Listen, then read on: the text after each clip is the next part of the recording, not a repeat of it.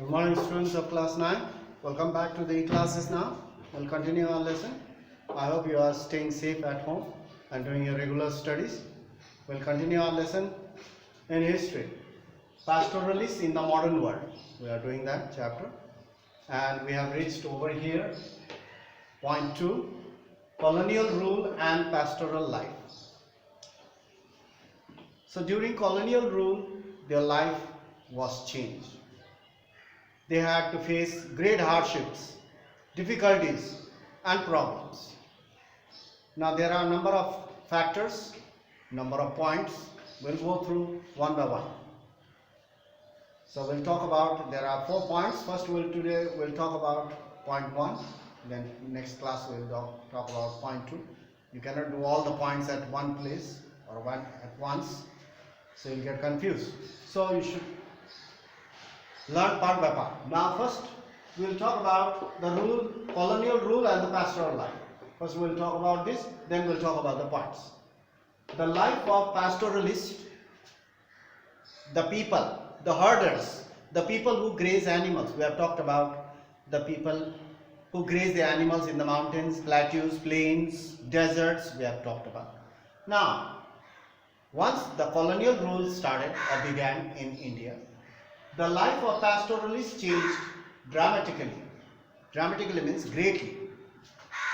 Their grazing ground shrank.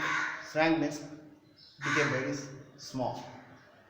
Get small. Their movements were regulated. Their movements were to graze. Their movements, grazing their land, grazing their animals, regulated, controlled. Revenue, the tax they had to pay. They had to pay increased. The tax they had to pay increased.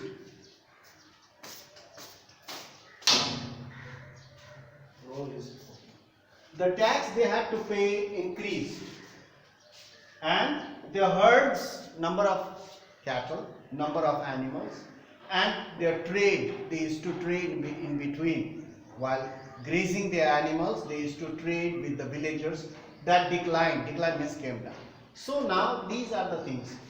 Life changed dramatically, grazing grounds shrank, movements were controlled, and they had to pay the revenue according to the number of heads of the animals.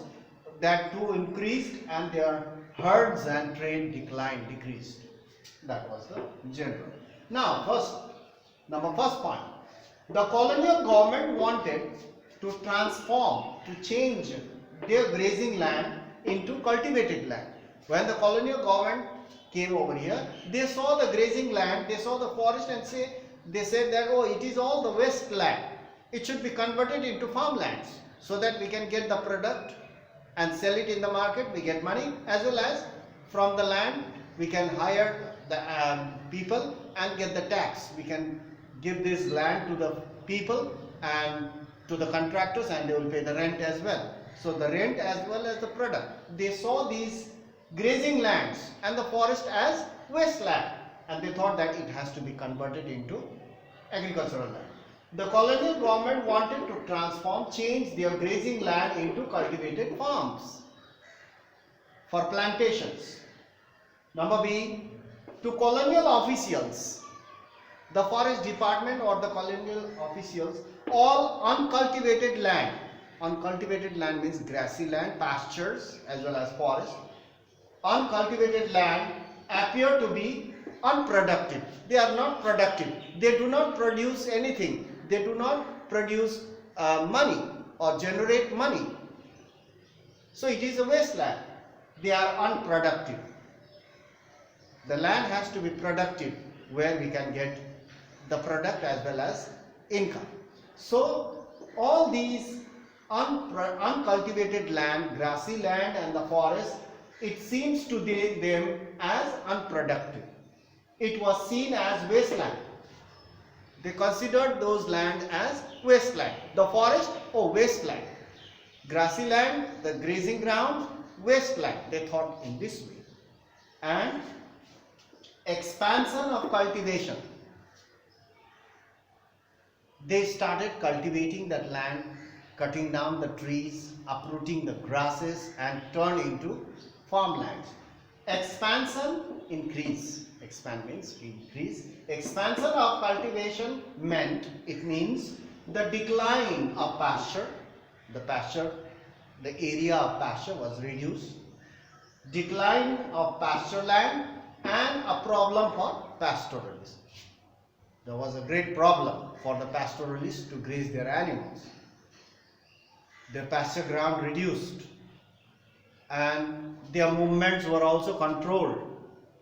Not only that, they had to pay the tax according to the herd, the animals. Even if they were allowed the land, they had to pay the tax, and that was increased. In between, while grazing, they used to move from one place to another, and they used to trade with the people on the way or have contact with the farmers on the way. All these was reduced because they were not allowed to move far away places or from one place to another. They were confined in one place, so they could not move. So this is the first part. In our second part, we'll continue in our next class. So we'll meet very soon. Thank you for watching the video, and I hope you are staying safe and doing your regular studies. Go through the online portal every day. Make a habit so that you will learn more and proceed. We can proceed our lessons. So that's all for today. Thank you very much for watching the video. That's all. We'll meet in the next class. That's all.